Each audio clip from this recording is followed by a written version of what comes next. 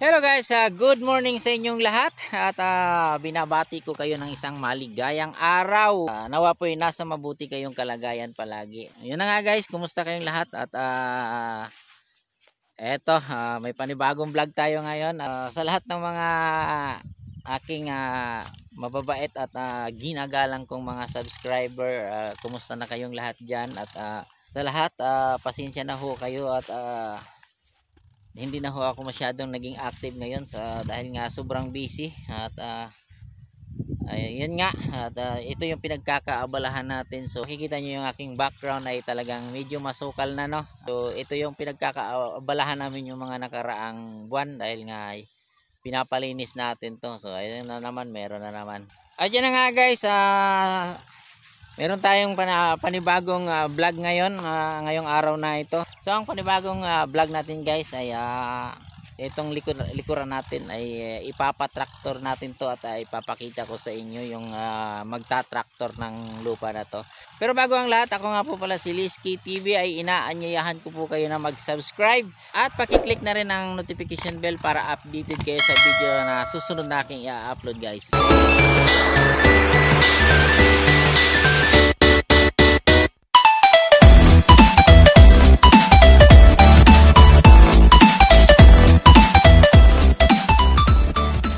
At ito na nga guys, kung inyong nakikita na sa unahan, yun na yung ating tractor ngayon na nag-aararo sa lupa na to. So nagsimula na sila.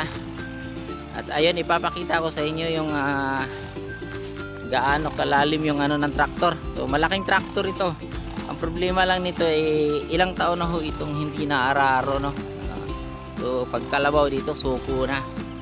So one time nga nagtry ako na magpaararo ako sa kalabaw. So lima or anim na balik lang, umayaw na yung nag-aararo kasi naaawa siya sa kalabaw.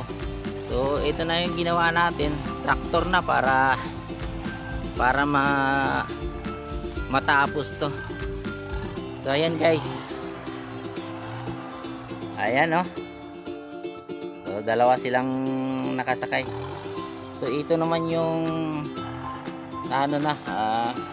ganyan lang siya kalalim. So hindi ko na pinalaliman ng husto. So ito parang yung unang daan at ipapabaliktad pa ho natin to. Gusto kong madurog to lahat ng lupa dito. Ang ganda ng lupa dito. Ayan. So hanggang dun yan. So mula doon, ayan, kung nakikita nyo yung pinakadulo, mula doon, ayan, andun pa yung pinakadulo. Ayan. At ang pinakadulo naman nito, ayun. So kung nakikita nyo yun, yan yung malaking puno na yan. Ayan. Siguro mga nasa 30 meters o 50 meters pa ang layo niyan. Mula dun sa puno papunta dun sa boundary. So lahat po ito, ang kabuuan nito ay 3.1. Yan, ito lahat na to ay ipapa-traktor natin to. So shout out nga pala kay Kusina ni Mother, ayan, ng Saudi Arabia. Ayan, siya po yung ating sponsor nito ngayon guys. Siya po yung nagbayad ng pang-araro na to. So ito yung problema natin ngayon kasi ito malalim. So ito yung mga munting tanim ni Kusina.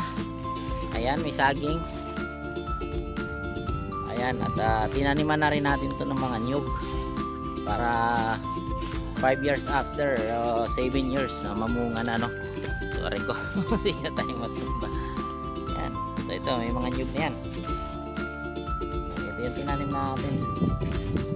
Ayan, so ito na yung boundary dito. Ayan, may mga tinanim tayong nyug dyan. So ito yung naararo nila ulit, oh. Ayan, medyo hirap yung traktor, gawa nga ng may katigasan pa yung lupa. Ito, umiiwas. Ayan, pinaararo natin to guys, preparasyon para nag-advance tayo ng pagpapaararo dahil nga preparasyon natin mga susunod na buwan magiging tag-ulan na, so magkakaroon na tayo ng plano kung ano yung gagawin natin sa lupa na to. So kaya nagpa-advance na akong magpa-tractor dito. So ito yung ating tractor operator guys. Yan ang aming chairman ng aming kooperatiba. Okay, sa lahat nga pala ng mga taga-Gindawahan at kung sino pong gustong magpa-tractor ng kanyang mga bukirin, ayan po, ito po yung tractor ng co-op dito sa Gindawahan. So pwede po kayong magpa-araro ng inyong lupa. Kung miyembro naman po kayo ng co-op, meron kayong discount, at kung wala naman kayo, at kung hindi naman kayo miyembro, ay iba po yung kanyang presyo. Ito naman yung isang operator, so palitan sila. Ayan, matagal-tagal pa to. Ayan o, papaararo natin lahat to. So ayan na guys, medyo malawak-lawak na yung nadaanan ng tractor. Ang laki ng tractor na to. Kayang-kaya niya, panis. So malapit na kami sa kalahati. So lahat to ay 3.1 hectares ang ipapatraktor muna natin ngayon. So sana balang araw, no, ito talaga pangarap namin dalawa ni Pards, makabili nito kahit maliit lang. God knows, may portion na malambot, meron din portion na matigas. Bagong-bago tong traktora ng co-op namin guys. Ito yung kain niya.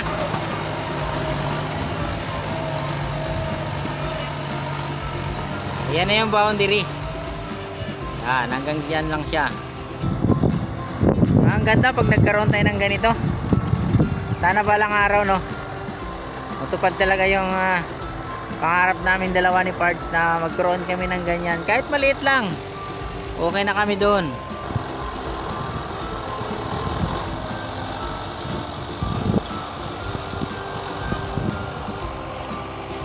Ganyan yung daan niya. Pupunta tayo sa kabilang dulo. So, itong portion na to dito, ito yung kay kusina ni Mother pa. So ito yung mga bato na to, itabi natin to para hindi masira yung blade. Pero iisa-isahin natin kunin yan balang araw para wala siyang mga bato. Lupa lang talaga siya.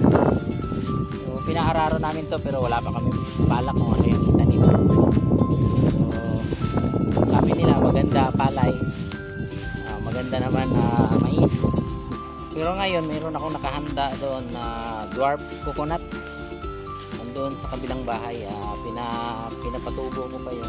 So, may mga dumadaan dito ngayon, hindi na sila makadaan gawa nga ng naararo na, no? So, siguro naman maintindihan nila yun, pero pwede naman silang dumaan sa gilid na lang.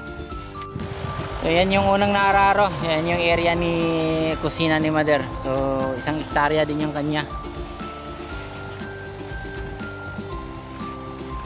Ito masukal dito. Ito problema dito eh. Masyadong masukal. Ayan, pero pag ibaliktad na. So yung lupa doon, yan yung lupa dyan, kulay itim, no? Pero pagdating dito, iba na yung kulay niya. Yan na siya. Para na siyang buhangin. Mabuhangin na siya. Ito yung kagandahan na dito, iba yung lupa. Pero doon naman iba. Dati yung tanim daw dito is palay. Dating palayan. So tawag nila dito sa probinsya yung bantod.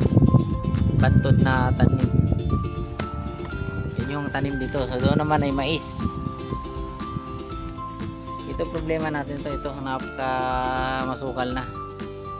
So ito yung pinapatabas natin dito. Gumastos tayo dito ng malaki-laki din para lang malinis, no? So ganito pala mangyayari sa kanya pag ganitong mangyayari sa mga malalaking puno. Ayan, oh, ang laki nito. Ayan. Kaya siyang bunutin. Alas 12 na ng tanghali. Nasa gitna na kami. Ayan, oh. Ayan, nasa gitna na. So yan na lang ang araruhin pa. Yan. Yan, papunta doon sa baba. So dito kalahati na to. Medyo malaki-laki pa. So, ito naman yung pinakamagandang panahon para magpararo, gawa nga ng mainit siya. So yung mga damo naman mamatay.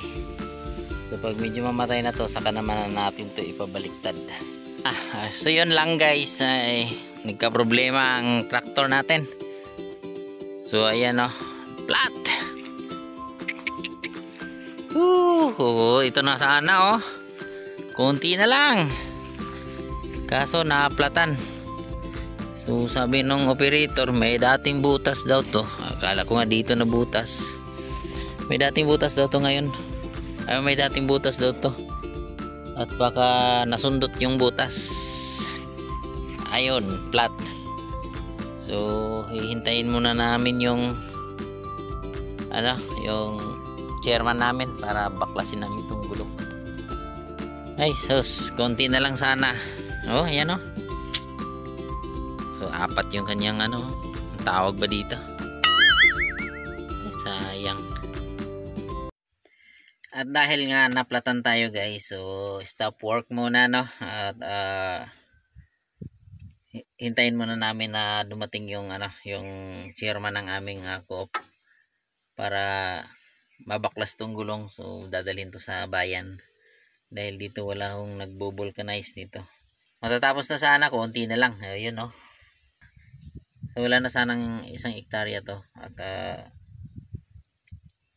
kaso lang na butas. So guys, hanggang dito na lang muna yung aking video. Pero i-update ko pa rin kayo pag na-okay na tong gulong ng tractor. At muli po, maraming salamat. At nakabalik po tayo ulit ngayon. At nagkaroon tayo ng pagkakataon na makagawa ng video para may para may ma-upload tayo guys.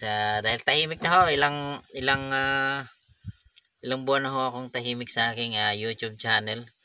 Muli, maraming salamat po sa inyong pagsuporta ng aking video guys. Nawa po ipagpalain tayo ng ating Panginoon sa ating mga bawat araw-araw na ginagawa sa ating buhay guys. Mag-ingat po kayong lahat at ako nga pala si Lizky TV ay nagpapasalamat sa inyong lahat.